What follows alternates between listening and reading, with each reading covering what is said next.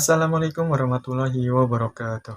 Pak Prabowo sebagai Presiden terpilih periode tahun 2024 hingga tahun 2029 akan membentuk Zakon Kabinet.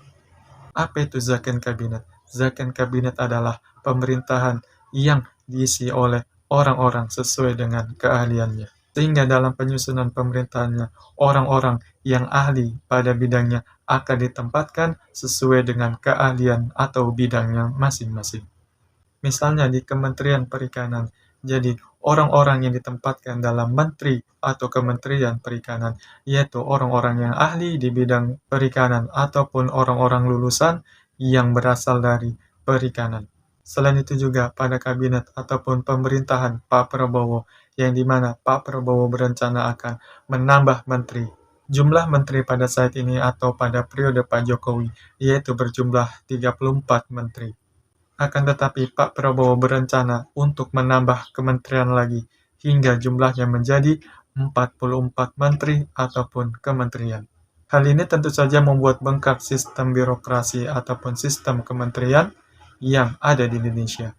Selain itu juga tugas Pak Prabowo sebagai Presiden untuk mengawasi menteri-menterinya akan semakin berat. Kenapa? Karena jumlah menterinya akan bertambah banyak.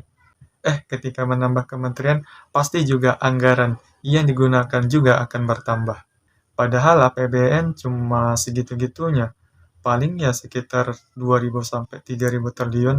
Ini malah nambah kementerian, sehingga pengeluaran atau belanja negara pasti akan bertambah.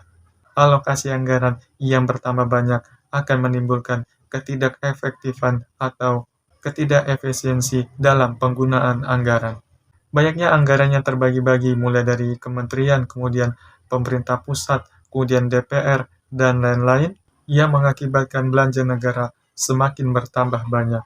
Yang menjadi pertanyaan adalah, kira-kira kalau menambah kementerian lagi, apakah tatanan negara ataupun pemerintahan tersebut dapat bisa berjalan secara efektif dan efisien?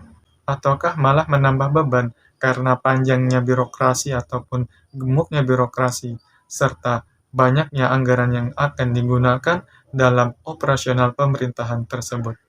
Ya, seharusnya itu bisa menjadi pertimbangan dari Pak Presiden, yaitu Pak Prabowo, dalam mencanangkan untuk penambahan kementerian.